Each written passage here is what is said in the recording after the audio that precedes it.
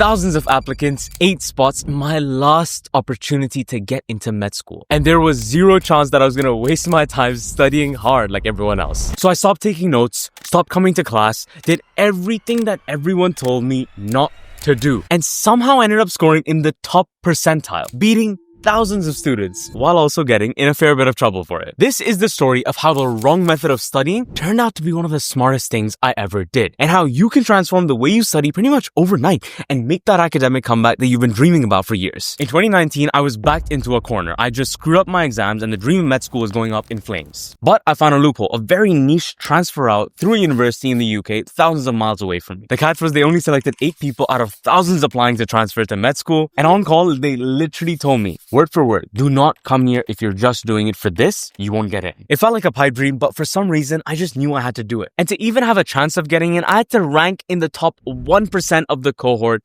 minimum. And that is why from the very first lecture that I sat in, while I was watching everyone scrambling down to write every word that the professor was saying, I knew that if I did what everyone else was doing, I would get the same results that everyone else did. And that, my friend, wasn't an option. And so I made one rule that day. If something didn't directly help me score marks in the exams, I'd cut it out. It was dead to me. No more typing notes that I never read. No more sitting in lectures pretending to learn. I had 150 of them. I did not have time for this. And that's when I realized I had to do something that no one was doing. But before I tell you what that means, I'm offering free one-to-one coaching to 5 people. All you need to do is follow my brand new account, Zain Asif Official. Just follow me, DM me the proof, and tell me exactly as specifically as you can what you're struggling with. This is where I'm posting exclusive content. On day 1, I literally started a series, 30 Days to Top Grades. It's a series where I'll give daily actionable steps to go from studying 8, 10, 12 hours per day to 4 hours per week like I do, scoring higher than everyone else. If you've ever gained value from me over the years, this is the one free way that you can support the work and help grow our community. Go follow the account, Zain Asif Official. Okay, anyways, back in. Instead of learning forward, I decided to work backwards, starting with the actual exam itself. Before touching a single lecture, I went hunting to find as many past papers as I could possibly find. Revit,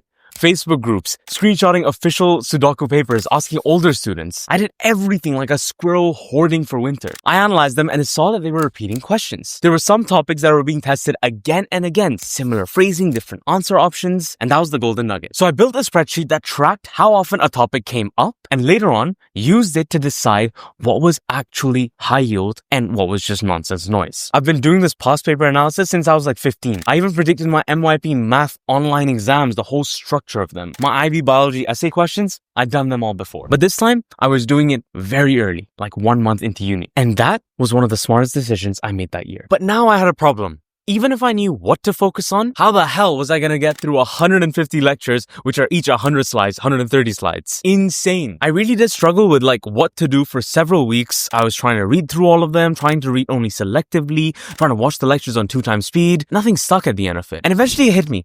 If the goal was a holistic understanding that would allow me to answer questions smartly, then why am I learning one lecture at a time like a storybook? So I did something different yet again. I printed the entire semester's worth of lectures out, laid them all over my dorm room floor, stood over my dorm room bed, and just stared at it. And yes, you're right, I was going a bit crazy. But what I asked myself when I was stood on top of there is, what is the best way to study all of this to score the highest marks? And when I thought of it that way, it just intuitively, it made sense to start grouping the lectures into the similar topics, categorizing them into the topics that were part of the same process, sounded similar to each other, linked in some way. So all the DNA replication, transcription, translation lectures got stacked together, all the metabolic pathways got stacked together. You get the gist. And suddenly by the end of that, I wasn't just learning 150 lectures one by one. I was learning 40 to 50 big ideas in batches, which I now realized helped me compare and contrast between the different topics while I was learning them, and did help me do that a lot better now that I understand the science behind it. I'll put up a method right now. This is what I mean when I say learning these lectures together. It's way faster. I do it to this day, 5 years later. But again, as you can imagine, even inside each group, there is a mountain of content, 80 to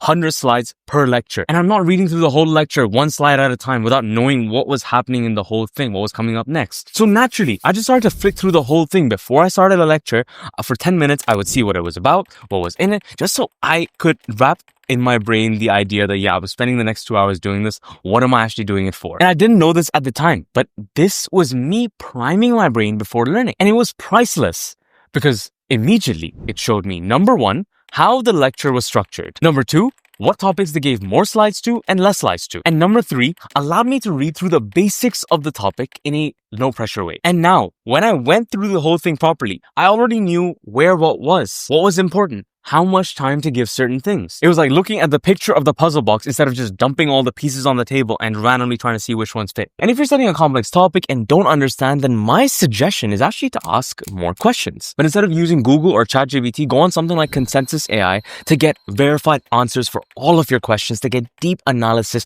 from 200 million scientific studies that they take information from. Yes, studying smart helps, but when you're actually reading through a topic, taking 2 minutes out to deeply understand and feed the curiosity you have, the thing that you're thinking about that links to this thing, is invaluable, because that way you gain an interest in what you're reading. I would actually highly recommend Consensus for all students. I've given codes to my friends, to my brothers, and I've made them all start to use it because, for example, while you're studying, I was studying this adenoma tumor last week, right? And I wanted to ask this very specific question about how good the imaging is to do with the tumor. So I asked this very specific question. I typed it out like this, and then I got the exact answers from all the studies, including the conclusions, the data, all of it. And it just immediately, especially for medical students and professionals, makes like the work you're doing translatable to real life, which helps you remember it. And if you're actually doing proper research for university, for publications, like I am, then they even launched this deep search, which I used for my own paper last week. The way it works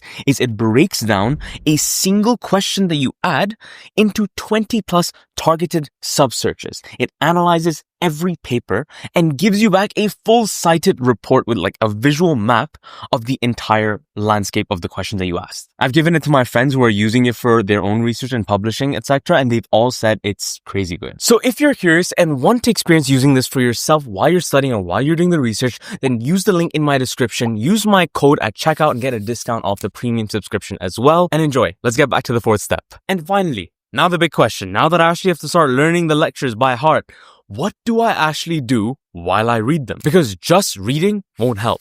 Notes are also just more information, won't help.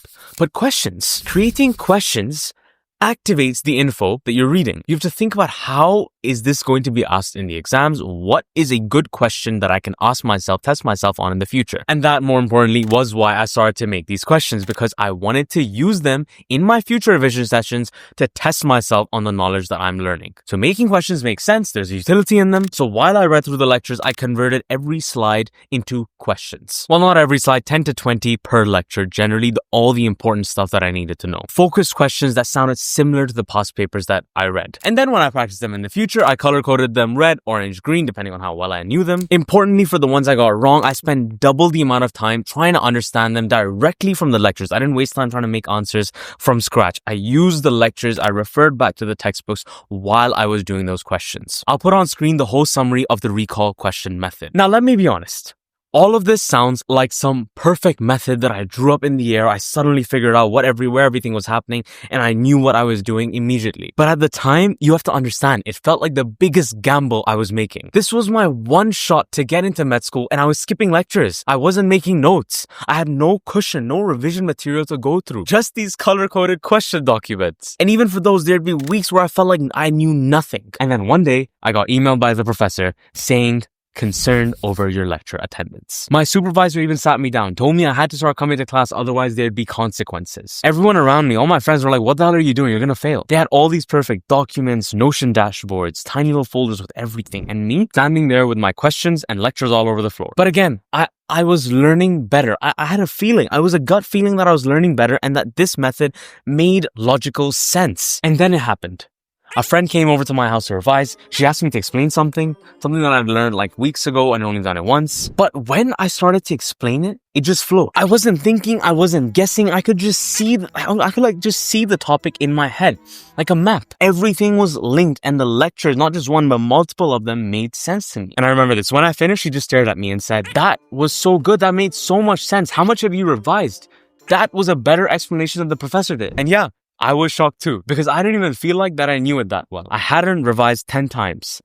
But something had clicked. All that grouping, skimming, past paper analysis, all those questions, they built a structure of the topic in my brain from the very beginning. And in that moment, I realized I wasn't falling behind. I wasn't being lazy with all of this. I just started to learn in a way that was so effective, it rewired the way I did things and allowed me to skip all of the deadweight work that everyone else had to do. And a few weeks later, the results dropped. I opened the portal, 87 to 100% in every exam, top 1% in the bioscience cohort. And later on, I got the email. You've been accepted into med school. 1 of 8 out of thousands that applied. I say that again and again because it still doesn't feel real. That me at 19 figured all of that out in my dorm room and then accomplished something near impossible. I didn't have some perfect IQ. I was not a prodigy at all. I was just the one guy that said, what if everything we're doing is wrong? Most of you don't fail or not succeed because of laziness. You don't succeed because you never question the system that you're using. You force yourself to read every page, take perfect notes, do what you're supposed to do. But if you paused and asked yourself this one question, one that I've been saying again and again throughout the video, what is the smartest way to learn all of this for the exam? Your entire approach would shift. Because yes, everything I did to accomplish what I did looked lazy, looked wrong, but it was neither. It was just me questioning every step, experimenting, and then 10 times the amount I did something when it worked. Simple science. That year, I laid the foundation, and over the next 5 years, I turned it into a full system of learning effectively through the process of mind mapping, because again, that is the most effective way to learn. So check out a live detailed run through of the whole system here. While I work live in that video, because I'm talking through it, I'm talking through what I'm doing while I'm doing topics, practical steps, all of that, you'll see hints of what I talked about in this video there as well. Because what I did back then, stuff that I described in this video was just the start. Again, thank you so much for watching. Please leave a like, spam the comments, do the usual stuff, subscribe if you haven't. What are you waiting for? And I'll see you in the next one.